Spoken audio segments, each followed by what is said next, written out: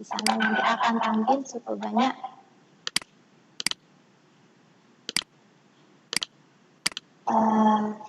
terkait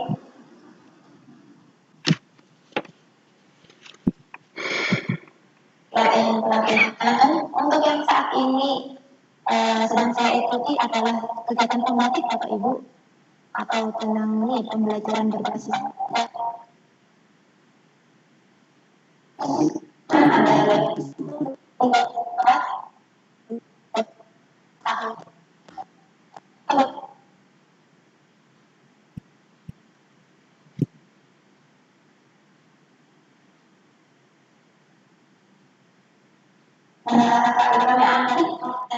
tidak ada kata oleh Pusat Kemdikbud dan ini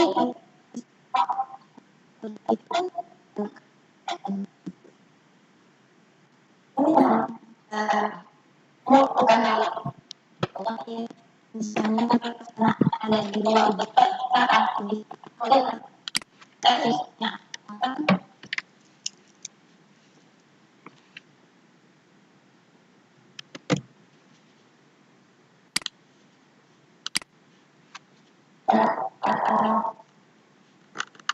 mengikutinya.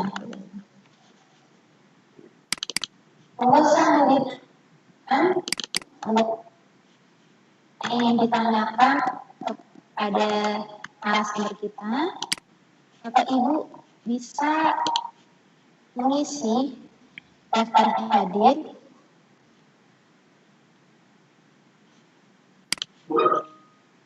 yang ada di kolom chat, Bapak Ibu.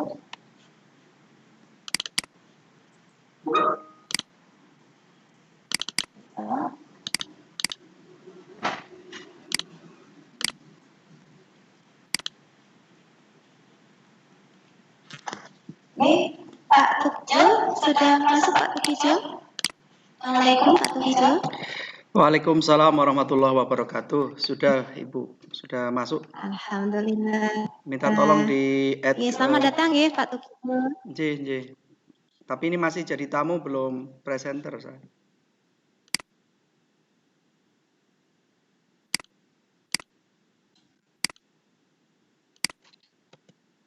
Sampun Bapak. Sebentar. Mungkin sambil menunggu Pak Tukijo, kami sampaikan CV-nya dulu ya Bapak Ibu ya. Ini ada sih. Sebentar. Sambil berkenalan nanti. Nah, insya Allah. Nah, menika Pak Tukijo lahir di Cilacap je Pak Anje. J.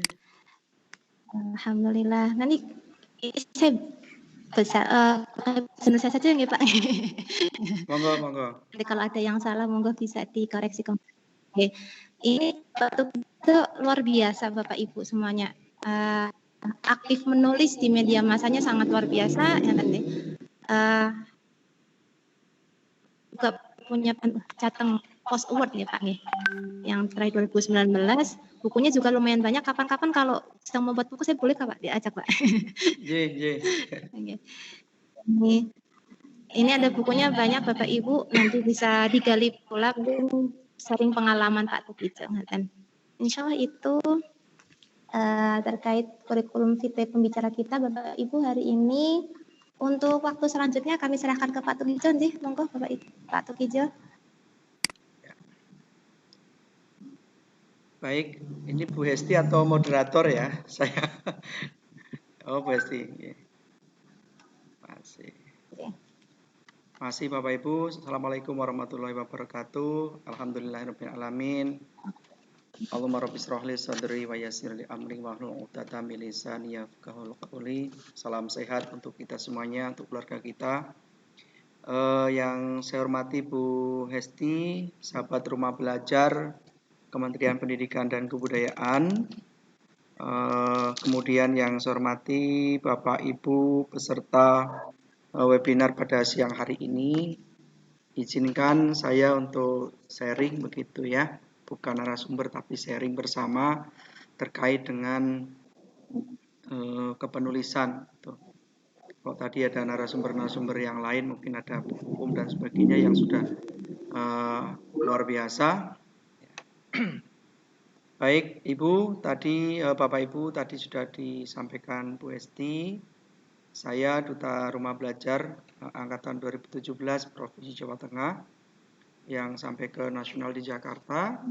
Sampai tahun ini alhamdulillah SK saya diperpanjang dari sudah hampir 4 tahun di pembatik di rumah belajar di pelatihan-pelatihan berbasis teknologi informatik. Ibu Bapak yang saya hormati, selain itu saya juga mau tidak mau senang menulis karena guru kan harus menulis ya, guru menulis bukan guru berbicara saja. Ibu Bapak yang saya hormati, pada kesempatan kali ini saya diberi waktu cukup ringkas. Kalau materi saya biasanya saya sampaikan 3-4 jam di pelatihan-pelatihan, tapi kali ini hanya 1 jam kelihatannya. Tidak ada juga, jadi harus berbagi juga.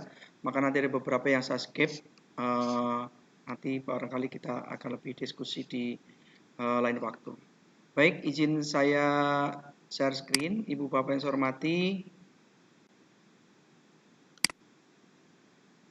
Ya, materi saya nanti saya aturkan ke Bu Esti, barangkali nanti ada yang berminat.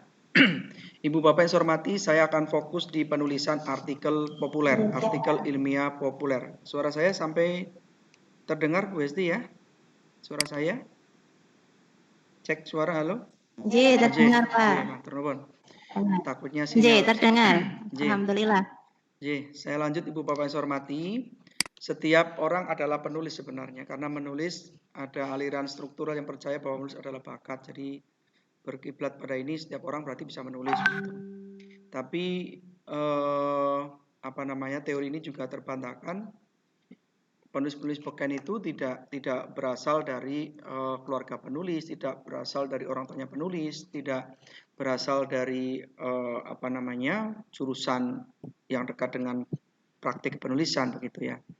Tapi karena proses keterampilanlah mereka kemudian menjadi penulis besar, seperti kita tahu sastrawan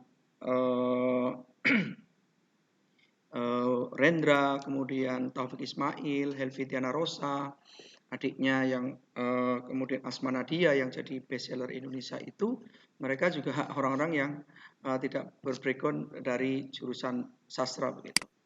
Baik, Ibu saya hormati, artikel populer atau juga produk-produk opini di surat kabar itu sampai saat ini masih banyak tayang begitu. Dan kebanyakan mereka penulis itu adalah penulis lepas dari berbagai background, praktisi, ada dari dosen perguruan tinggi, kemudian ada praktisi yang lain, hukum, politik dan sebagainya. Tetapi jarang guru yang mampu tulisannya menembus media massa itu. Entah karena malas, entah karena kualitas tulisan, entah karena apa, yang jelas itu fakta selama ini. Nah, kemudian salah satu alasan ini kemudian saya membuat komunitas literasi guru Jawa Tengah. Apalagi kita tahu indeks literasi Indonesia sangat rendah, gitu ya.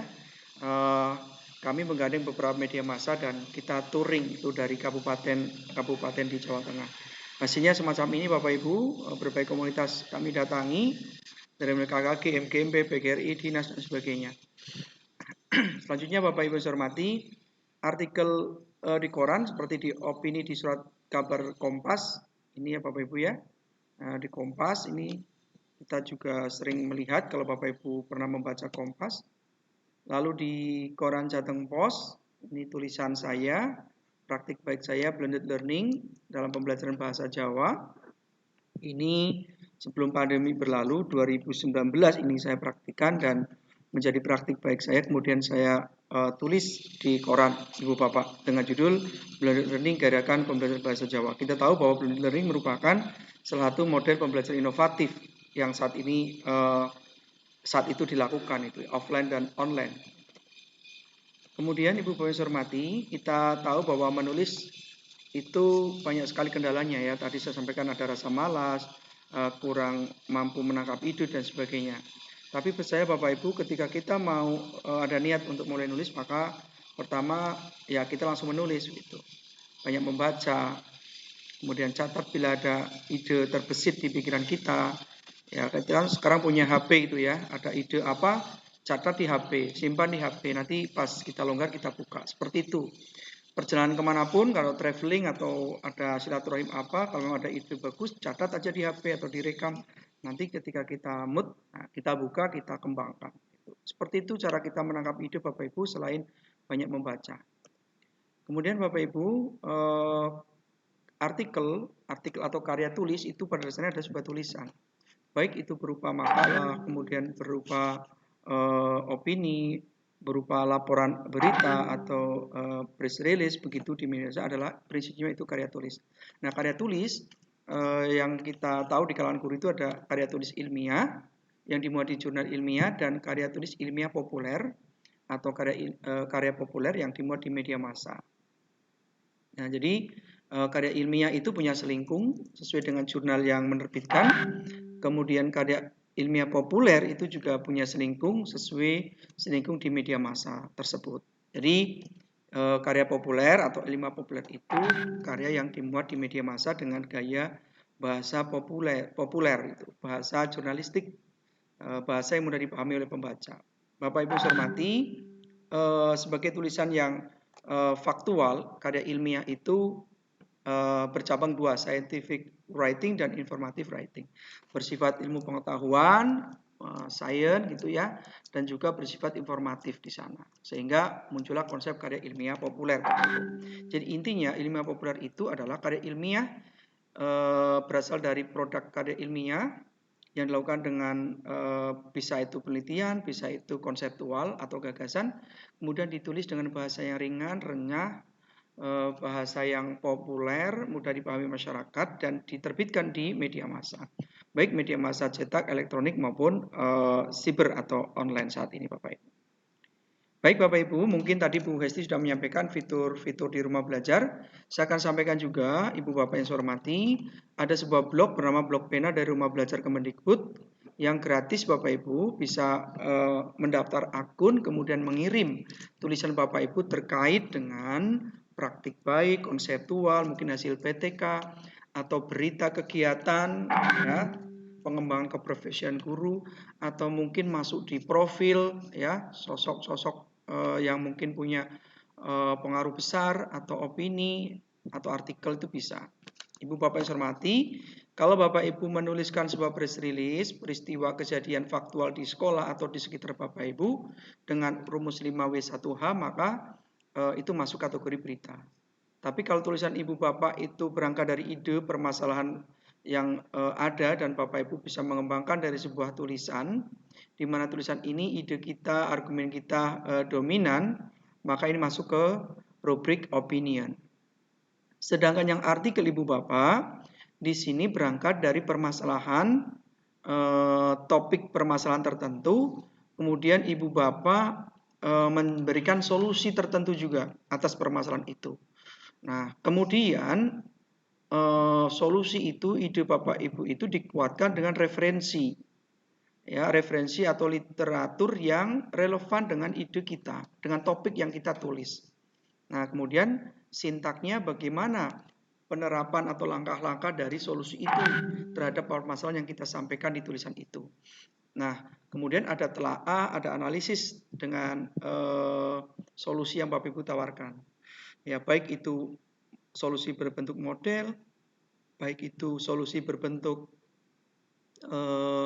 alat peraga atau media dan sebagainya untuk mengatasi kesulitan itu, maka nanti akan terjadi proses solutif ya, solutif terhadap permasalahan itu. Nah, kemudian berangkat dari permasalahan itu solutif, ada rumusan masalah, ada kutipan, dikembangkan menjadi sebuah tulisan dan nanti di akhir ada paragraf penutup, ada sebuah simpulan penguatan.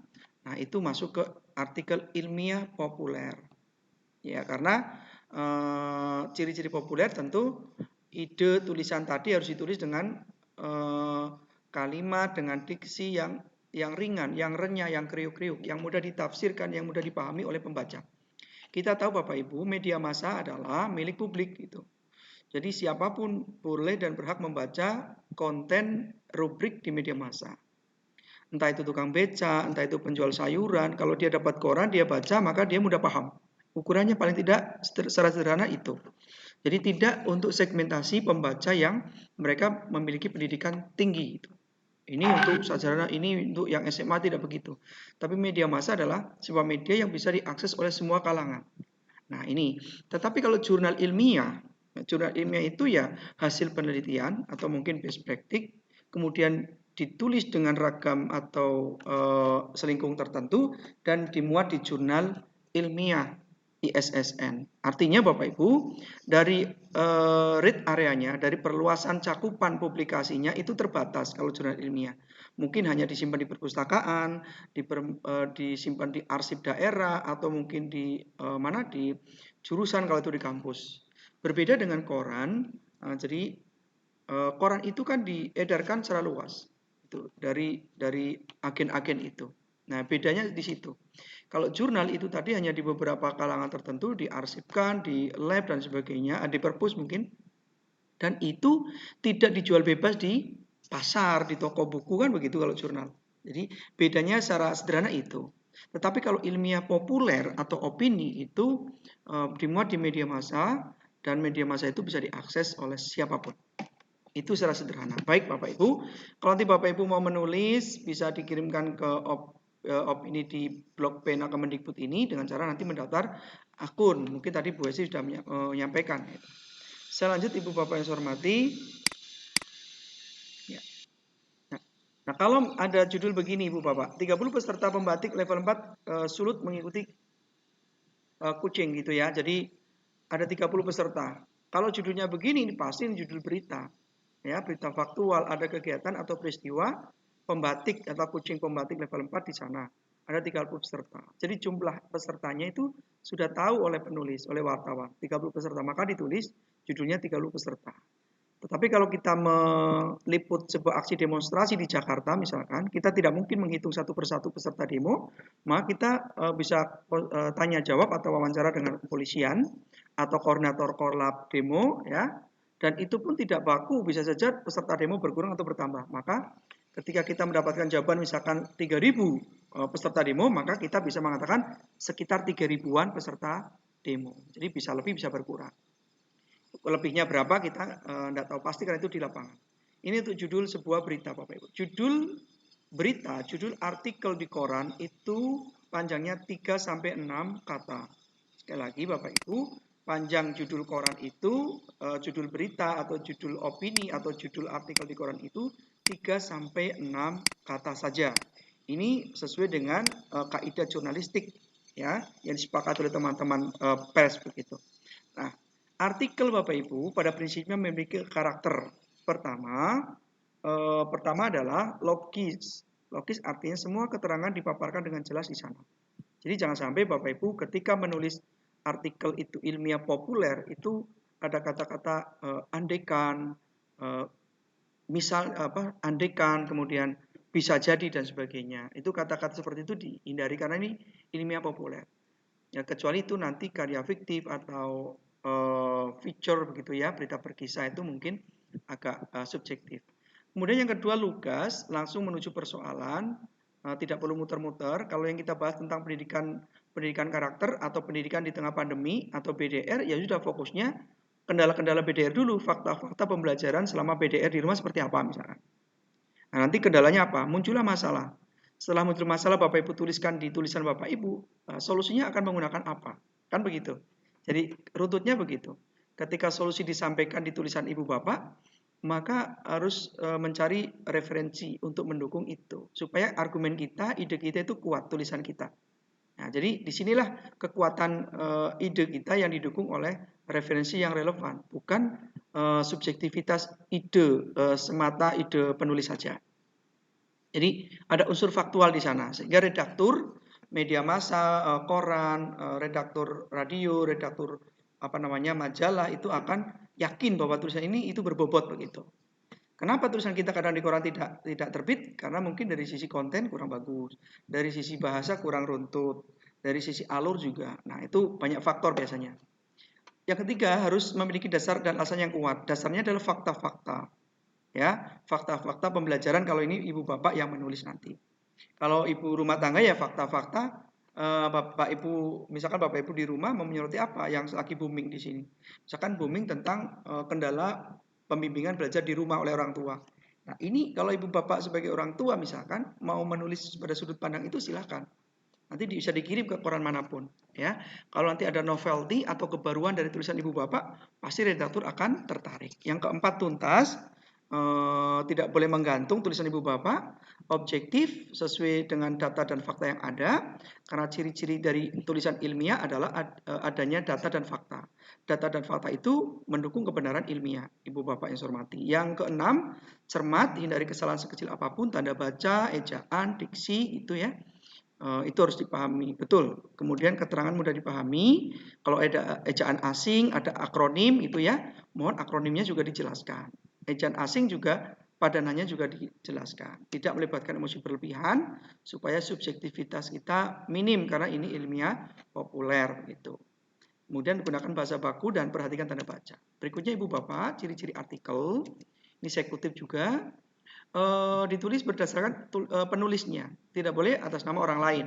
Kan ibu bapak menulis pengalamannya Bu Hesti itu nggak boleh. Jadi yang ditulis ya Bu Hesti sendiri, idenya Bu Hesti begitu. Mengandung gagasan aktual, intelektual, originalitas, ungkapkan satu masalah dan beri solusi, singkat, padat dan tuntas, bahasan sederhana, jelas, menarik, komplit, segar, komunikatif. Tidak boleh bertele-tele tulisannya. Ya, mau menulis tadi kendala BDR, ibu bapak muter-muter kebijakan kementerian dan sebagainya, itu terlalu jauh gitu ya. Udah fokus saja ke fakta-fakta. Akan lebih menarik redaktur kalau memang yang disampaikan itu fakta. Menyangkut kepentingan publik, Bapak Ibu. Jadi kalau Bapak Ibu menulis tentang kendala pembelajaran daring di tengah pandemi ini jelas menyangkut kepentingan publik. Jadi memenuhi ciri-ciri artikel. Kemudian ditulis atas nama byline story Bapak, Ibu Bapak semuanya. Selanjutnya Ibu Bapak, terkait dengan topik, yang pertama Ibu Bapak harus menentukan topik yang aktual. Ya, topik boleh mirip atau sama. Misalkan Ibu Bapak mengajar kelas SD, sama-sama SD, kelas paralel AB misalkan ya, sama-sama guru kelas, topiknya mirip. Boleh, nggak apa-apa. Selama di situ ada sesuatu yang baru atau ditulis Ibu Bapak menulis sendiri itu ya tanpa copy paste, nanti luarannya atau hasilnya juga akan berbeda. Jadi nggak usah khawatir Ibu Bapak. Yang selanjutnya topik itu harus up to date gitu ya. Tidak boleh isu-isu lama diangkat, itu nggak boleh. Kecuali ada korelasi di saat ini. Jadi cara satu menangkap ide adalah Bapak Ibu menangkap ide yang kontroversial atau ide yang non kontroversial. Ide yang kontroversial adalah di mana ide itu, isu itu mampu menciptakan sebuah pro dan kontra di masyarakat. Nah, tinggal Ibu Bapak nanti mau berada posisi yang pro atau kontra. Kalau ada di pro berarti Ibu Bapak juga menyampaikan idenya harus kuat dengan bukti tertentu. Kalau pro pun demikian. Kalau kontra pun demikian. Karena prinsipnya media massa adalah jembatan kepentingan publik gitu. Ini karena produk Ibu Bapak nanti dimuat di media massa, baik itu blog, baik itu website maupun media cetak. Jadi unsur intelektual ini menjadi ciri dari artikel Ibu Bapak sekalian. Ya, jadi unsur-unsur kognitif, berproses, berpikir, menganalisis itu ada di sana, sehingga ini menjadi ciri intelektual. Yang berikutnya originalitas, Ibu Bapak yang ditulis itu asli, tidak boleh plagiasi. Meskipun sumber referensinya nanti dari buku karya Bapak Ibu. Kalau Ibu Bapak punya buku dan mau mengutip, harus ditulis sumbernya juga sesuai dengan yang ada di buku itu. Jangan kemudian karena ini buku karangan saya abaikan. Kalau itu dilakukan tetap diterabas, maka nanti akan terjadi self plagiarism atau berplagiasi terhadap diri sendiri. Itu juga melanggar prinsip-prinsip originalitas karya. Nah, dalam jurnalistik, plagiasi merupakan dosa besar yang sulit diampuni. Dalam konteks apapun, mencontek, mencuri itu sesuatu yang tidak bagus, Ibu Bapak. Saya lanjut. Ya, ungkapkan masalah dan beri solusi. Kalau tadi solusinya adalah di kelas misalkan rendahnya pemahaman bilangan bulat pada siswa kelas 3 misalkan, maka solusi mengatasi permasalahan rendahnya pemahaman bilangan bulat itu menggunakan apa? Model kah? Alat peraga kah? Metode kah? Atau apa? Nah, itu Bapak Ibu mulai muncul di sana ide, kemudian ditambah referensi. Dan nanti itu referensi itu atau ide itu atau model itu menjadi sebuah solusi. Ini prinsip kita. Ada masalah, ungkapkan masalah, beri solusi. Dan harus ada simpulan nanti. Selanjutnya Ibu Bapak yang saya hormati, tulisan harus singkat dan padat dan tuntas. Bahasa sederhana, jelas, menarik, dan komunikatif. Ya, tidak terlalu kaku. Berbeda dengan karya ilmiah yang nanti dimuat di jurnal ilmiah, yang mungkin nanti akan disampaikan oleh Bu itu bahasa ragamnya ilmiah sekali. Tidak boleh guyon begitu ya, tidak boleh yang kriuk-kriuk gitu. Harus serius karena nanti di jurnal ilmiah. Tapi kalau ilmiah populer atau opinion di media massa itu lebih renyah, lebih cair bahasanya. Itu mengapa? Tadi saya sampaikan di awal, karena pembaca kita adalah semua segmentasi pembaca. Itu. Yang berikutnya menyangkut dengan publik sudah saya sampaikan tadi. Kemudian ditulis dalam byline story atas nama Bapak Ibu sudah. Kemudian Ibu Bapak bagaimana langkah menulis? Pertama tentukan topik. Kalau Ibu Bapak topiknya tentang pembelajaran ini wajib, apalagi teman-teman yang PNS itu. Kalau tidak linear antara judul dengan topik dengan pembahasan, nanti artikel Bapak Ibu yang muat di koran tidak bisa untuk angka kredit. Ini teman-teman yang PNS.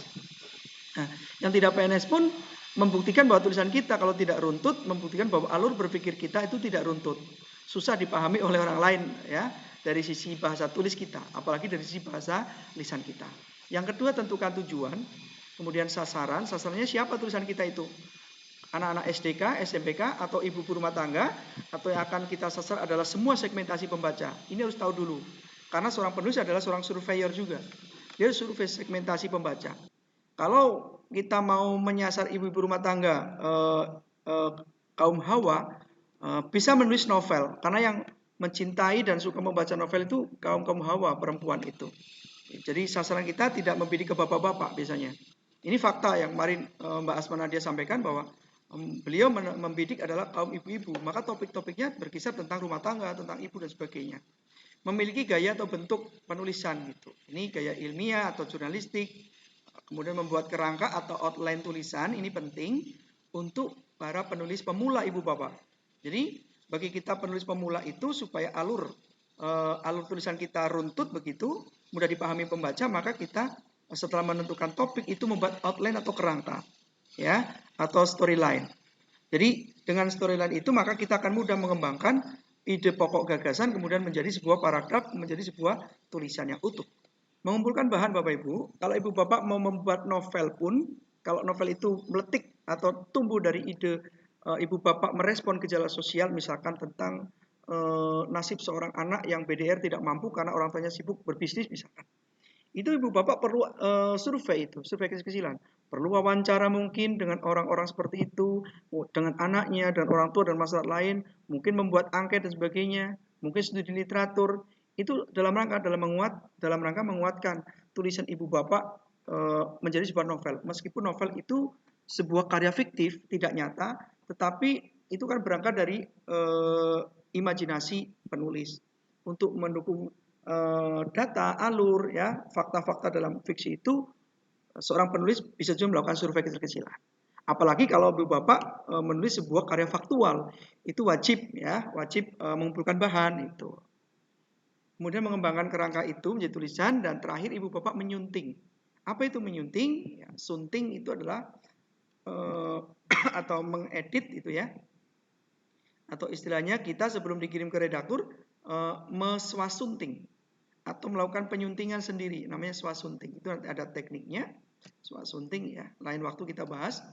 Nah, Ibu Bapak secara umum anatomi artikel yang kita tulis di media massa atau nanti di blog pena atau dimanapun, karena ini merupakan produk karya jurnalistik yang dibaca, yang dipublish kita untuk orang lain. Ketika orang lain mudah mengakses, maka itu karya jurnalistik begitu. Nah, supaya dikatakan jurnalistik, maka Ibu Bapak anatominya pertama judul. Setelah judul nanti diberi nama Bapak Ibu sebagai penulisnya. Kalau memang media massa itu menuntut foto, dikasih foto. Paragraf pertama itu jadi lead ya, atau pendahulu atau intro.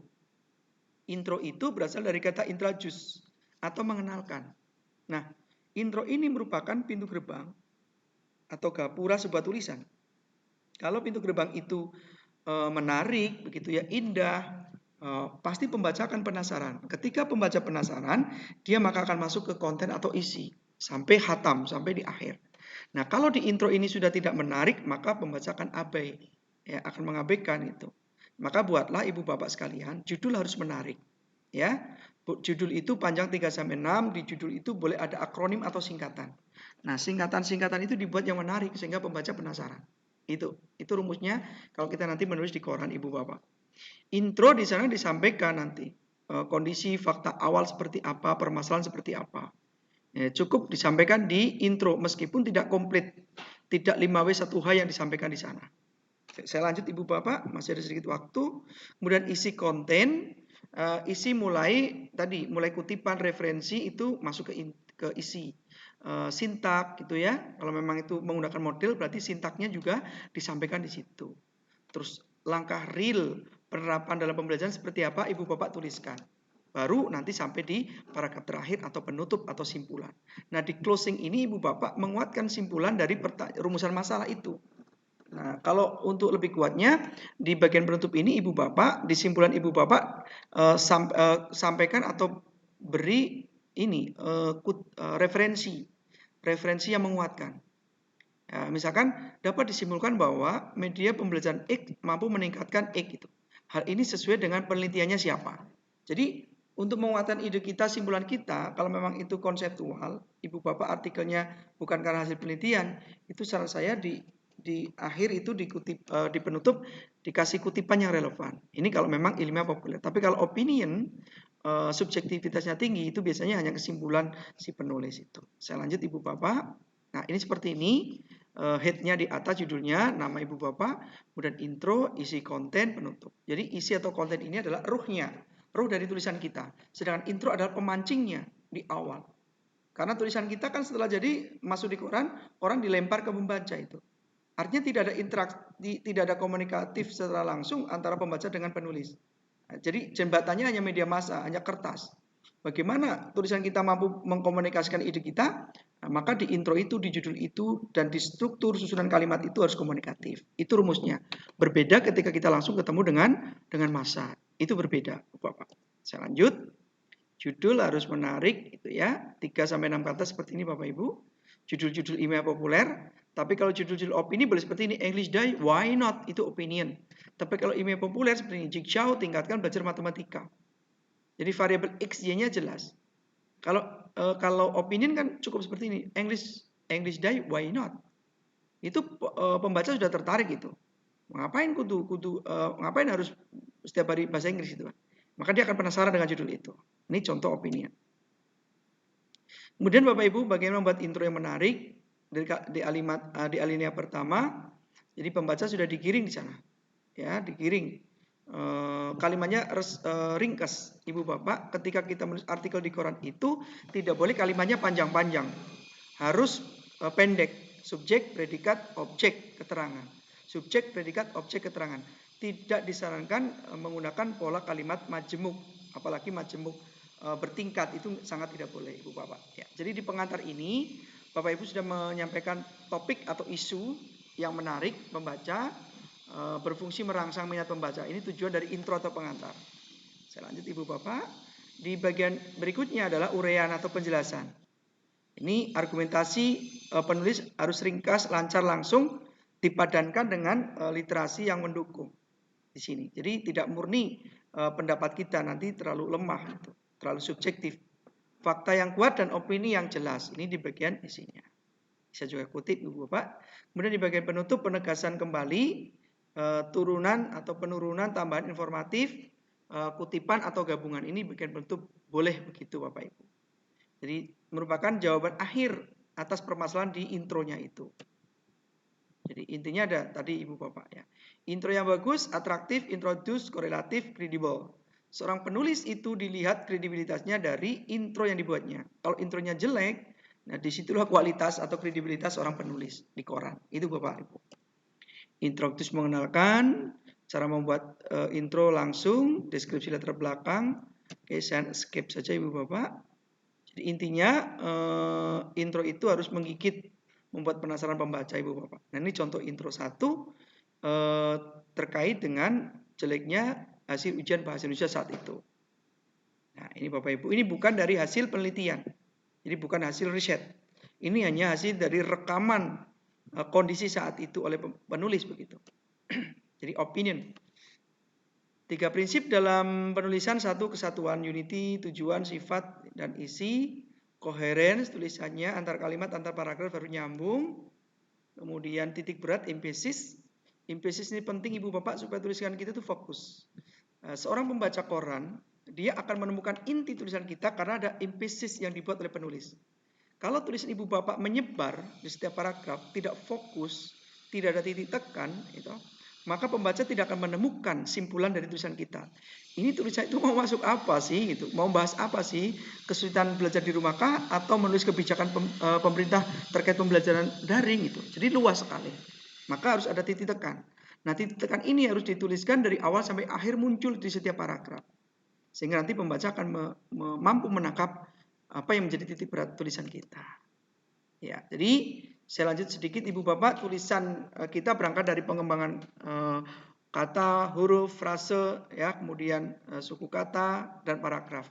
Paragraf sendiri dikembangkan dari ide pokok paragraf, deduktif, umum ke khusus, atau induktif, khusus ke umum. Jadi itu Bapak Ibu.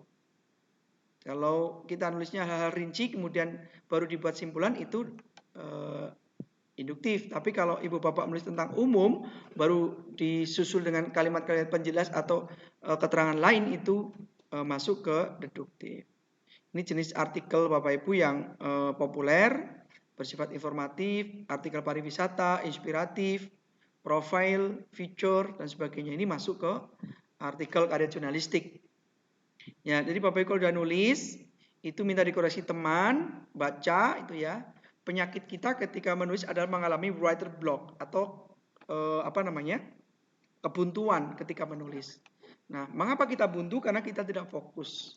Karena kita tidak punya data yang komplit, itu mandek biasanya.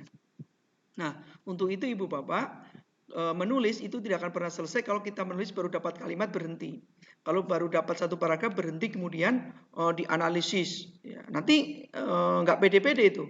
Aduh banyak salah, balik lagi seperti itu. Jadi Ibu Bapak, ketika Ibu Bapak menulis apapun itu, buku fiktif atau buku non fiksi, itu Ibu Bapak berusaha tulislah sampai tuntas, sampai selesai. Baru Ibu Bapak kembali ke paragraf awal untuk sunting itu. Kalau Ibu Bapak baru dapat satu paragraf kemudian diedit oleh Ibu Bapak, diswasunting, maka saya yakin tulisan Ibu Bapak tidak akan pernah final. Itu penyakit ketika kita mengalami writer block. Setelah itu Ibu Bapak yakin, baru dikirim ke media massa. Ya, itu Ibu Bapak. Ada alamat media massa banyak sekali. Jadi jangan putus asa ketika menulis Ibu Bapak, sampai 25 kali kalau belum terbit, teruslah menulis. Termasuk nanti menulis di kolom blog pena Kemendikbud, kalau belum lolos, Ibu Bapak edit lagi, ganti judul, tulis lagi, kirim lagi, seperti itu. Atau nulis ide dengan ide yang baru, kirim lagi, seperti itu. Yang berikutnya, rajin membaca artikel, opini di media massa atau majalah atau buletin apapun untuk menambah informasi kita, kosakata kita, gitu ya. Peka terhadap keadaan sekitar. Kalau musimnya demo, ya itu topik-topik menarik Ibu Bapak. Kendala di BDR, pembelajaran daring, itu isu menarik yang saat ini dibicarakan. Silakan itu ditangkap, kemudian dikembangkan jadi artikel atau tulisan. Rajin membaca referensi, konsisten dalam menulis, konsistensi dalam memakai diksi atau kosakata juga, terus memahami karakter media massa yang dituju. Harus paham, Kompas seperti ini, Jawa Pos seperti ini, Kedol Trans seperti ini, kemudian Solo Pos seperti ini, Tribun seperti ini, dan sebagainya. Itu harus paham, Ibu Bapak. Berikutnya, Ibu Bapak, yang terakhir, ini contoh tulisan saya di Surah Merdeka beberapa tahun lalu. Kemudian untuk foto Ibu Bapak, hindari foto yang seperti ini, karena foto ini terlalu serius, ya, tidak ada ekspresi senyum sedikit pun. Saya sarankan fotonya close up, posenya santai, tidak terlalu lurus serius seperti ini. Jadi agak miring, jelas sambil senyum itu. Mengapa? Karena tulisan kita akan dimuat di koran, bentuk komunikasinya tidak langsung. Jadi orang melihat foto kita senyum itu ada kontak batin. Membaca tulisan kita jadi judul sudah menggelitik, itu kontak batin komunikatif. Itu Bapak Ibu. Nah, ini contoh artikel di Kompas, di blog yang saya tulis di blognya Kemendikbud di Pena. Duta Rumah Belajar Jateng latih TIK. Nah, kalau Ibu Bapak ada judul kata melatih, menulis, meningkatkan, kalau di jurnalistik itu me-nya hilang. Jadi latih, tuliskan, tingkatkan, dobrak, dorong, seperti itu. Ini di jurnalistik Ibu Bapak. Maka ini masuk ke kategori berita karena memang eventnya pelatihan. Ya, kemudian ini profil Ibu Bapak. Nah, bahan-bahannya boleh dari hasil riset, boleh dari skripsi tesis Ibu Bapak, atau pengalaman sehari-hari Ibu Bapak juga boleh ditulis. Ini kita fokus di artikel. Kalau nanti ke novel, ke cerpen lain lagi Ibu Bapak. Nah, boleh. Kemudian konstruksi artikel pada prinsipnya ada paparkan masalah, tegaskan akar permasalahan dan data yang ada untuk mengatasi atau memberi solusi, baru kesimpulan. Itu prinsip Ibu Bapak. Kemudian saya tambah sedikit tentang penyuntingan. Itu selesai materi saya. Saya sudah mampatkan Ibu Bapak. Biasanya banyak sekali slide-nya. Sampai ada alamat-alamat untuk ngirim artikel gitu. Nah, Ibu Bapak, setelah tulisan kita jadi, kita harus menyunting sendiri atau swasunting sebelum dikirim ke redaktur. Nah, di teknik penyuntingan ada dua.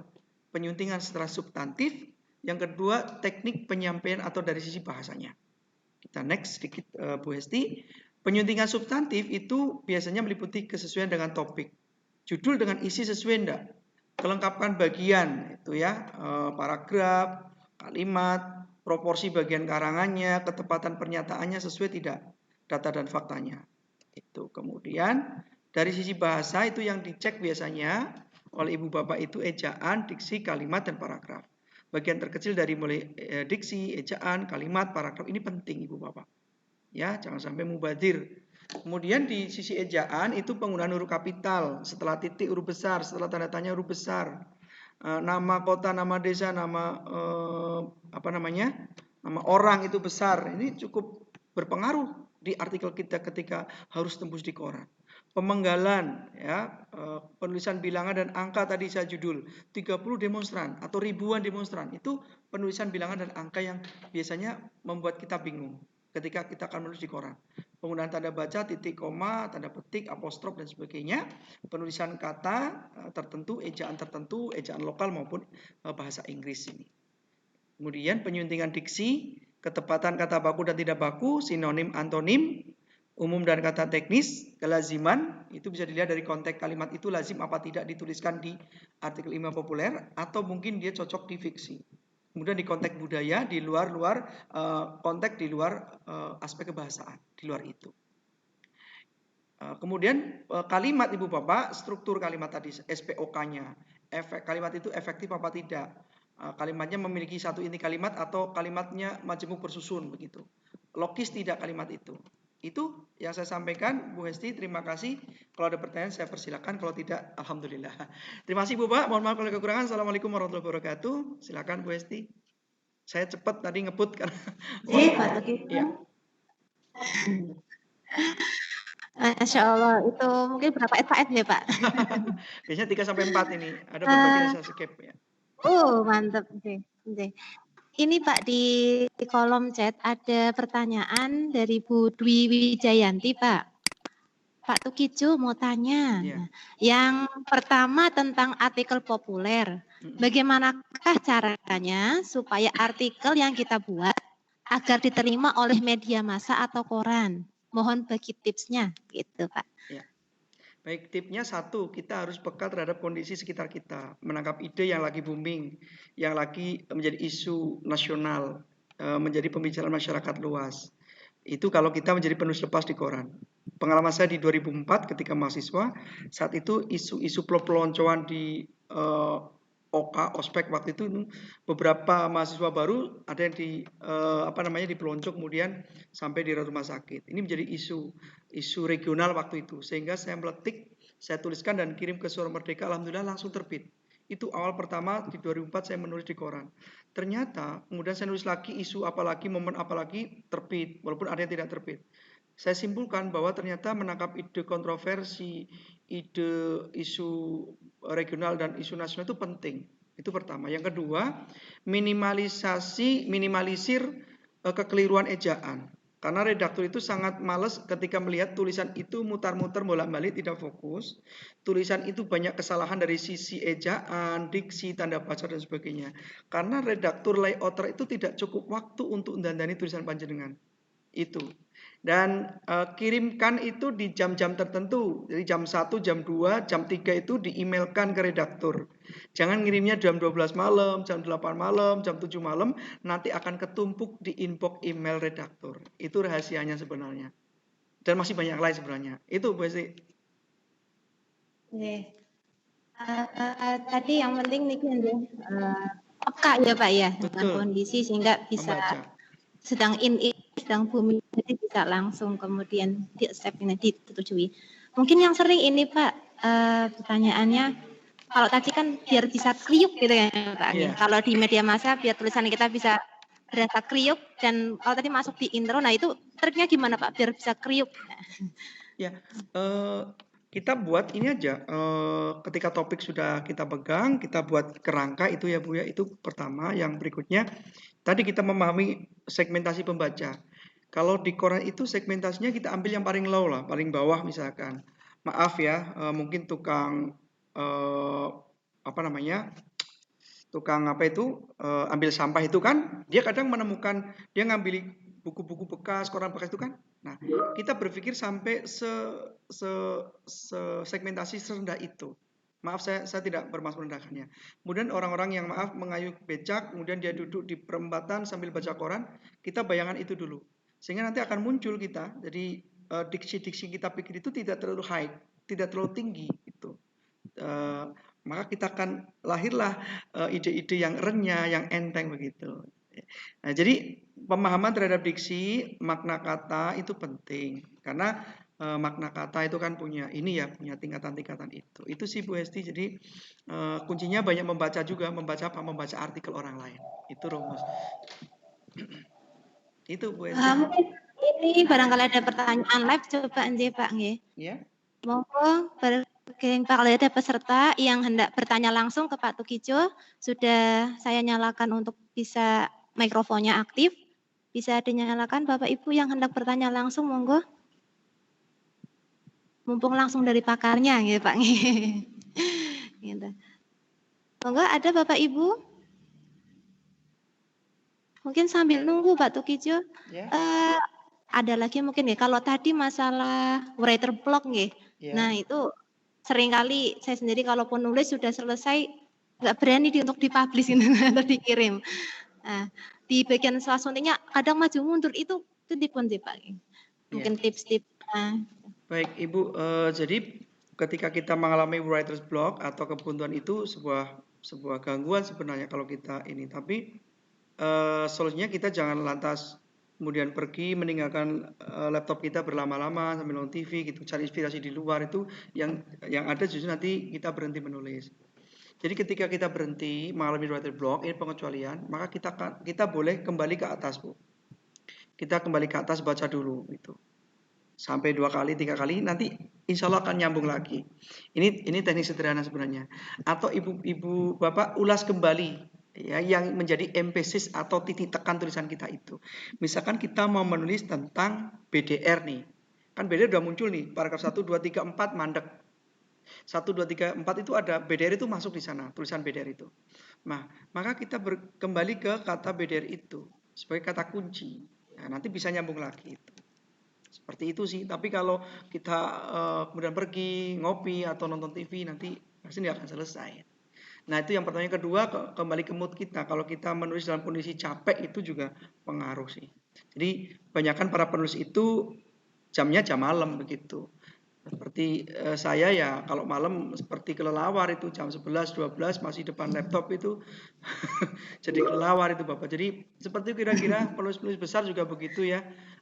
Kemarin saya Mbak Asma Nadia itu juga kalau tidur katanya kalau anak-anak udah bubuk baru dia buka laptop. Jadi rutinitas itu kebiasaan itu berubah ketika beliau punya anak. Kalau waktu masih single mungkin all time gitu ya, full time bisa untuk nulis. Seperti itu sih Bu ya.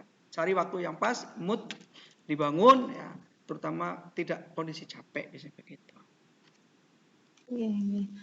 Mungkin ini belum ada sih Pak Ya. Tukijo, barangkali kesempatan yang lain, barangkali ada titipan pertanyaan nanti coba kami sampaikan, Pak. Oke, terima Boleh kasih. Pak berkenan? Ya, terima kasih. Ya.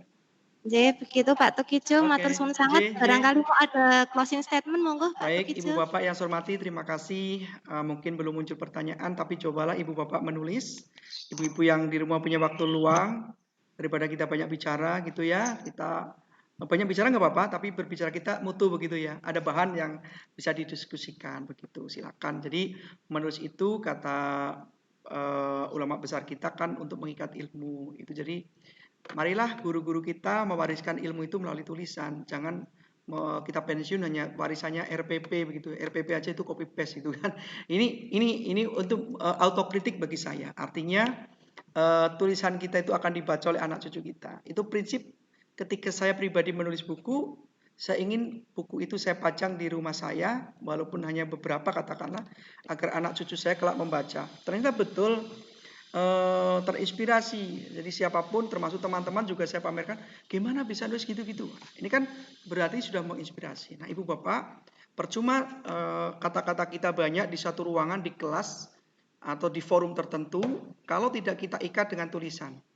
Yakinlah peserta yang mendengarkan kita keluar ruangan akan hilang itu yang kita sampaikan itu. Jadi dengan cara menulis itu betul ulama besar kita mengatakan menulis itu mengikat ilmu, menjadi warisan ilmu untuk generasi kita. Jadi menulis menunda kepikunan, ini yang saya pahami. Dengan menulis kita belajar, karena penulis sejatinya adalah pembaca. Jadi penulis adalah pembaca, pembicara adalah pendengar yang bijak. Itu aja Ibu, terima kasih, selamat berkarya. Assalamualaikum warahmatullahi wabarakatuh. Waalaikumsalam warahmatullahi wabarakatuh. Terima kasih Pak Tukijo atas closing statement-nya. Mungkin setelah ini langsung ditulis ya, menulis apa yang hasil hari ini. Begitu, monggo Pak Tukijo, barangkali ada agenda yang berikutnya bisa dilakukan atau masih mau stay di sini juga tidak apa-apa Pak. Ya. Terima kasih Besti. J. Pamit. Sama-sama. Assalamualaikum warahmatullahi wabarakatuh, Bapak. Waalaikumsalam warahmatullahi wabarakatuh. Bapak Ibu yang kami hormati, alhamdulillah tadi Pak Tukijo sudah berkenan untuk sharing dengan kita terkait artikel populer dan beberapa hal yang lain, mungkin kalau langsung kuliah beberapa SKS nih. Nah, untuk yang berikutnya Bapak Ibu, materi dari Bu Uum sudah hadir insya Allah dari tadi Bu Uum, alhamdulillah. Harus saja deh. Insya Allah tadi sudah kami sampaikan Ibu, kurikulum vitae dari Bu Uum ini luar biasa. Jadi karya tulisnya baik yang penelitian atau sampai dengan buku pun bisa dihitung banyak sekali ya Bu ya. Mungkin ini nanti Ibu bisa berbagi dengan kami. Kalau seringnya mungkin kalau nulis diary mudah, tapi kalau nulis karya tulis bisa bertahun-tahun, apalagi kalau skripsi Bu. Bisa sampai bersemester-semester. Ini kalau untuk Bapak Ibu guru, monggo nanti Bu bisa berbagi dengan kami agar bisa menjadi guru yang lebih produktif lagi. Monggo untuk waktu kami persilahkan Bu Terima kasih Bu Hesti, saya izin untuk menayangkan PPT ya. Iya Bu.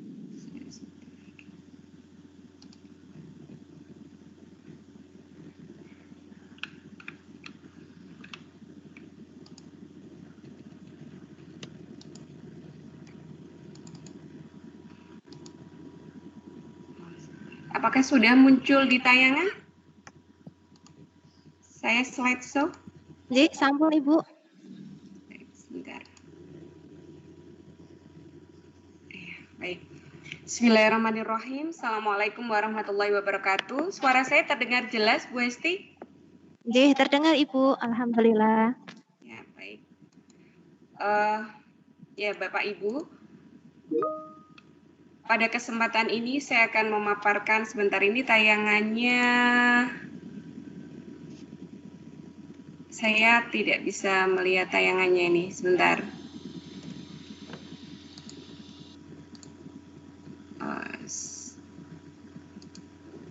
Tayangan saya terlihat nggak? Apa hilang, Bu Esti? Ini hilang Bu untuk yang share screen-nya Bu. Iya, hanya ini kok tiba-tiba hilang. Bisa dicoba lagi, Bu. Ya, oke, baik. Sebentar. Oke.